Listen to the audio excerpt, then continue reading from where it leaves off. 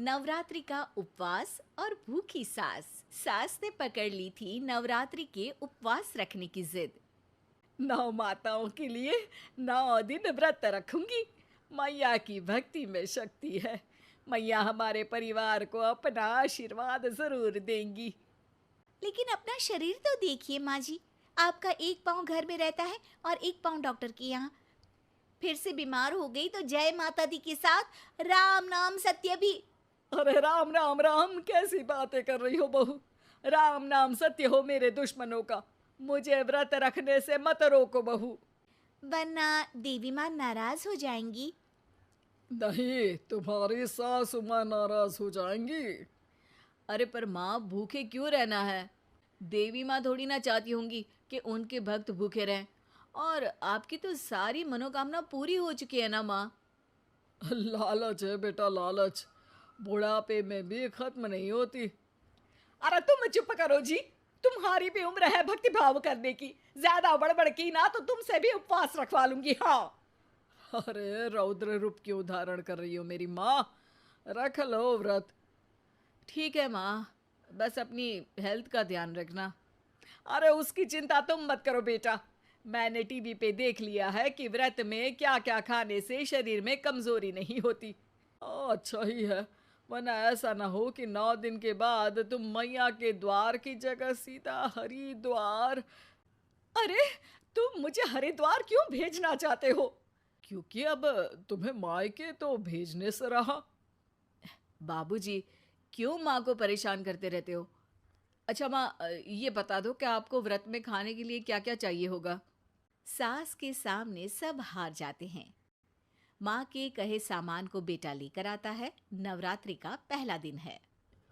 नाश्ता कर लो, स्वस्थ रहो, मस्त रहो। मेरा व्रत से ध्यान भंग मत करो। अच्छा ठीक है ठीक है। भूख लगेगी तो मेरी तरफ मत देखना। आई बड़ी। तुम कोई खाना हो जो तुमको देखूंगी। आए बड़े। माँ जी, ये लीजिए आपका फरियाली मिक्सचर। इससे व्रत नहीं टूटेगा।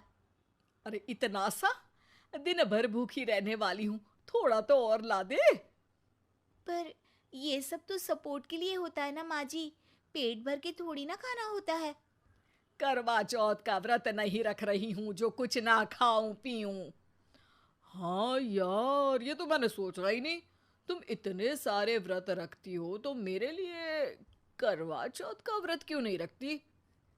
अरे जुबान पे तुम्हारा नाम न रखूं, व्रत क्या खाक रखूंगी तुम्हारे लिए। माँ के कहने पर बहू और भी फरियाली ले आती है, जिसे खाकर माँ डकार मारती है। इतनी जोर से डकारोगी तो दुर्गा मैया भी डर जाएंगी। तुमने तो उनके शेर से भी तेज आवाज निकाल दी। अरे शेर के जैसा पंजाबी मारती हूं मैं, देखना चाहोगे? तुम्हें पता है ना, व्रत रखते समय हिंसा वाली बातों से, विचारों से और बुरी चीजों से दूर रहना चाहिए। सही कहा। बुरी चीजों से दूर रहना चाहिए। इसीलिए तो तुमसे दूर जा रही हूँ, दूसरे कमरे में। सास ने कई सारी ऐसी चीजें खाई जिनसे व्रत ना टूटे। बहू, सब्र का फल मीठा होता है। इसका मतलब ये थोड़ी है कि तू मुझे शाम तक फल नहीं खाने देगी। माँ जी, 1 घंटे पहले ही तो आपने इतना सारा। अरे एक खाता ही बना ले, उसमें लिखा करे कि मैंने कितना खाया, कितना पानी पिया। अरे नहीं नहीं माँ जी, मैं अभी फल लेकर आती हूँ। जोर से बोलो। नहीं माँ जी, मैं फल लेकर आती हूँ। अरे ये नहीं, जोर से बोलो, जय माता दी। सासू माँ एक साथ बहुत सारे फल खा लेती है। माँ जी, इतनी जोर से मैं डर गई। अरे भक्ति की शक्ति की पुकार है। पुकार नहीं, डकार है। हाँ हाँ ठीक है ठीक है। चिप्स और लेकर आना जरा, उससे भी व्रत नहीं टूटता। माँ जी, आज ही सब खत्म हो जाएगा, नाश्ते का ही टाइम है। अरे ठीक है ना बेटा, मैं अब कुछ खाऊंगी ही नहीं, तुझे इतनी तकलीफ है तो। नहीं नहीं माँ जी, मेरा मतलब था कि उपवास में सिर्फ इतना खाना चाहिए जितना शरीर के लिए सही रहे। स्वाद के लिए खाने से तो अच्छा है कि उपवास ही मत रखो। माता जी की कृपा तो वैसे भी बनी ही रहती है। अरे वाह बहू वाह! एक ढोलक और हारमोनियम भी लेकर आना और प्रवचन करने लग जा। श्री श्री 108 बहु ईश्वरी माता। माँ जी, मैं आपके लिए चिप्स लेकर आती हूँ। बहू की सही सलाह को भी सास नजरअंदाज कर देती है। थोड़ी देर में बहू सास को चिप्स ला कर दे देती है। आलू की चिप्स, आहा मजा आ गया। आलू किसी भी सब्जी में चला जाता है। आलू पनीर, आलू पालक, आलू टमाटर, आलू भिंडी और तो और पराठे में भी चला जाता है। वैसे ही इंसान को भी हर स्थिति में आलू जैसा होना चाहिए। थोड़ी देर में वहां ससुर जी आते हैं।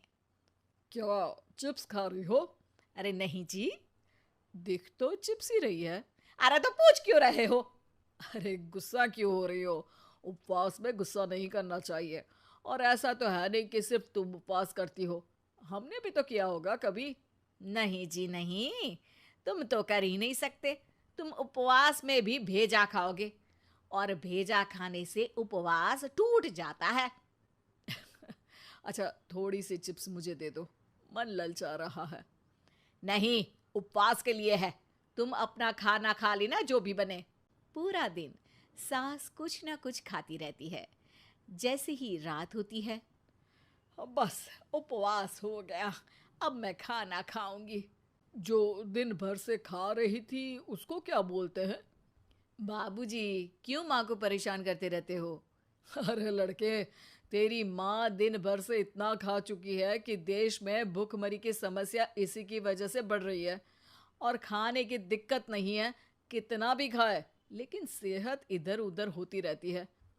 कुछ ऊपर नीचे हो गया तो तेरी माँ खाने के बाद हाथ धोएगी और तू अपनी माँ से हाथ धो बैठेगा। अरे इत्तू सा तो खाया था, उपवास भी ना तोड़ू क्या? ठीक है, नहीं खा रही बस। अरे बहू तुम ही बताओ, ये इत्तू सा मतलब कितना खाया है इसने? ना जी ना, मैं कुछ नहीं बोलूंगी। खाना दे रहे हो या नहीं, या 9 दिन बिना जल के उपवास रख लूं? देने के लिए धमकी अच्छी है, सुनने में भी डरावनी लग रही है। पर जैसे तुम्हारी जुबान में स्वाद का खून लगा है ना, तुम भूखी नहीं रह पाओगी। मैं कसम खाती हूँ जी। अरे देखो, कसम भी खाओगी तुम। अरे कुछ और दे दो इसको खाने को। ये ले, दाल चावल खा ले बस। डॉक्टर भी कहते थे कि माँ को आए दिन पेट से जुड़ी समस्या रहती है। बस इसी के लिए घर वाले पहले उन्हें उपवास नहीं करने दे रहे थे, लेकिन जब उपवास करने दिया तो माँ ने इतना फरियाली खाया कि घर वालों की चिंता बढ़ा दी। और जैसा कि घर वालों को डर था, अगले दिन उनकी तबीयत खराब भी हो गई। डॉक्टर को बुलाना पड़ा। अरे जितनी बार आप बीमार होते हो उस हिसाब से तो मुझे एक क्लिनिक आपके घर में ही खोल लेना चाहिए। या फिर क्लिनिक में ही इनका एक अलग कमरा बनवा देते हैं डॉक्टर साहब। बाबूजी, पिताजी, मेरे जनक, क्यों हमेशा मजाक करते रहते हो? डॉक्टर साहब, माँ का पेट खराब है। क्या खाया था? जो मिला जो दिखा सब कुछ। अरे बस भी करो जी। बस तो तुमको करना था खाते वक्त। देखिए, खाना अच्छी बात है और उपवास भी आदमी को रखते रहना चाहिए, लेकिन तब जब शरीर लायक हो। पहले दिन ही बीमार हो गई तो 8 दिन कैसे होगा? आप व्रत मत रखो और खाने पीने पे ध्यान दो। मैं गोलियां दे रहा हूँ। आप भी कुछ खाने को ही दे रहे हो? हाँ, इससे जल्दी ठीक हो जाएंगी। समझ गई हैं आप? अब तो ठीक ही होना है ना मुझे। जोर से बोलो। जय माता दी। जय माता दी। जय माता दी।